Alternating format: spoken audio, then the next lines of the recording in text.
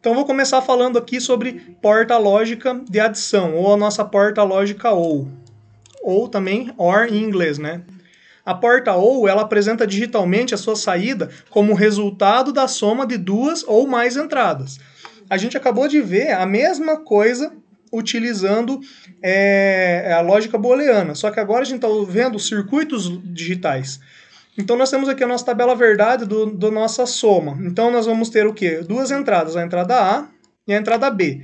A entrada A aqui ligado por um fiozinho no nosso circuito lógico, nosso circuito digital, e a nossa entrada B, aonde o A pode jogar nível lógico alto ou nível lógico baixo, e o B também pode jogar nível lógico alto ou baixo.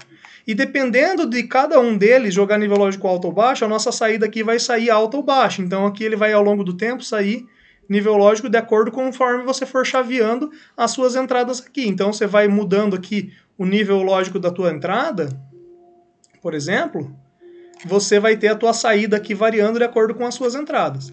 Então, como é uma soma, como é um OR, a gente vai fazer a soma exatamente como faria num circuito, numa lógica combinacional. Então, 0 mais 0 é 0. Na matemática é da mesma forma. 0 mais 1 é 1. 1 mais 0 é 1.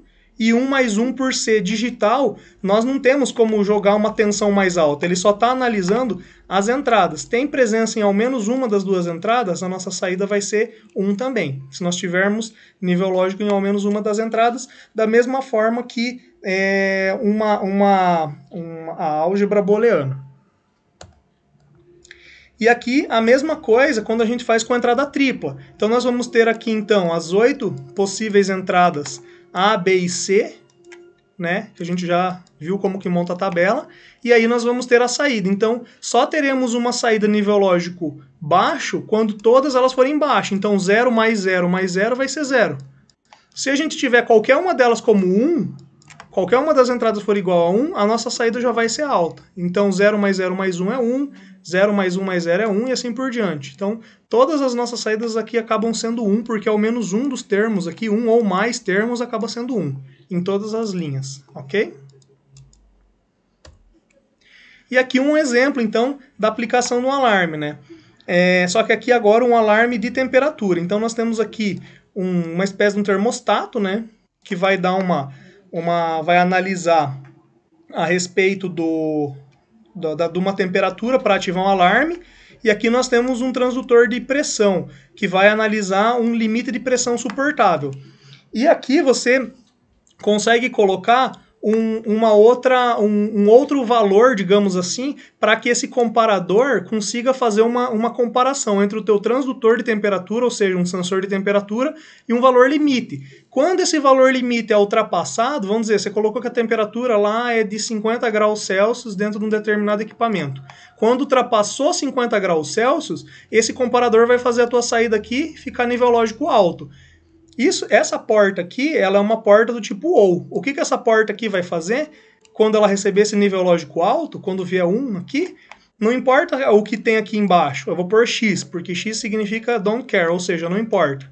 Não importa o que vem aqui embaixo, pode ser 1, pode ser 0. Se ele recebeu do transdutor de temperatura um nível lógico 1, o que ele vai fazer? Ele vai ativar o alarme aqui, porque qual que é a saída do 1 no OR? Se qualquer uma das duas portas for 1, ele já vai ativar o alarme, ou seja, esse alarme aqui vai ser ativado quando a temperatura aqui dentro do teu processo químico for maior do que 50 graus Celsius, tá? Ok? O mesmo acontece para o transdutor de pressão, em alguma outra condição que você coloca aqui embaixo. Tranquilo?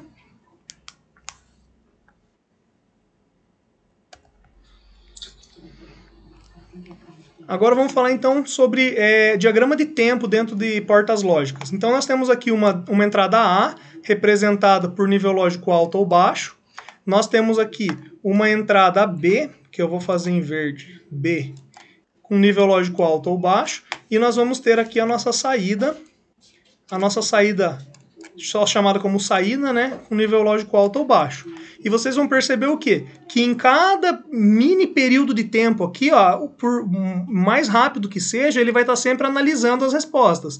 E ele sempre vai pegar, então, aqui e analisar logo em sequência as duas entradas para dar o resultado na saída. Quanto que nesse ponto aqui, nessa linha azul que eu estou traçando, quanto que é A e quanto que é B? Nesse ponto aqui, azul.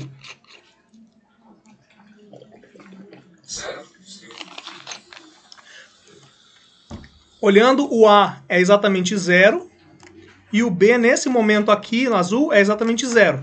Quanto que para um circuito lógico, essa daqui é uma porta OR, para essa porta OR, A mais B, o que a gente tem então em 0 mais 0 agora na saída, nesse momento?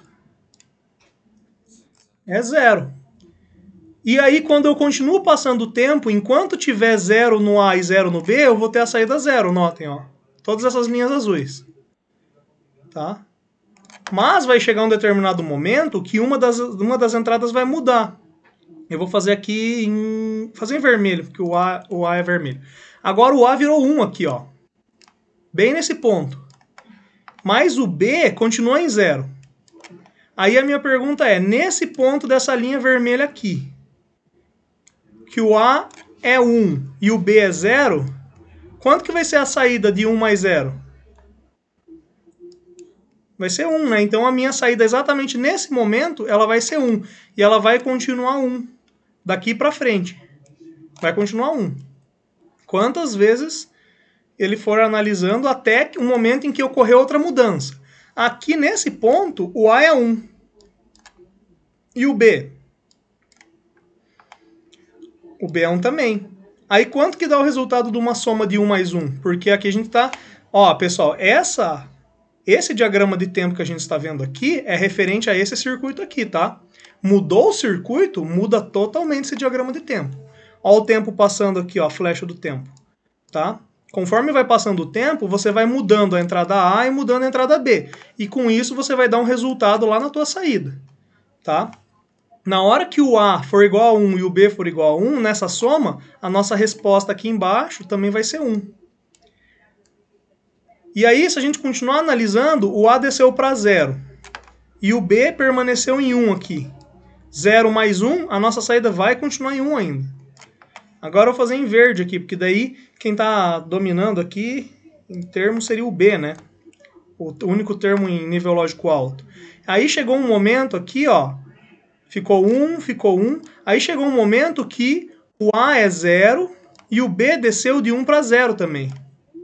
O que vai acontecer com a nossa saída nesse momento aqui? Vai zerar também, porque 0 mais 0 das duas entradas, a nossa saída aqui vai ser 0 também. E aí na hora que o A subir, ou o A ou o B subir para 1, a nossa saída ela vai ficar em 1, independente de qualquer um dos dois que esteja em nível lógico alto. Ou seja, notem, a nossa saída só ficou nível lógico baixo quando tanto a entrada A quanto a entrada B estavam 0. Que foi aqui nesse começo, fazer em amarelo. Aqui nesse começo aqui, que está gravadinho com cinza, ou seja, A mais B são 0, então a nossa saída ficou 0 também. E aqui nesse período pequeno aqui, gravado com cinza também, que o A e o B ficaram 0, e aí a nossa saída ficou 0 também. Tranquilo?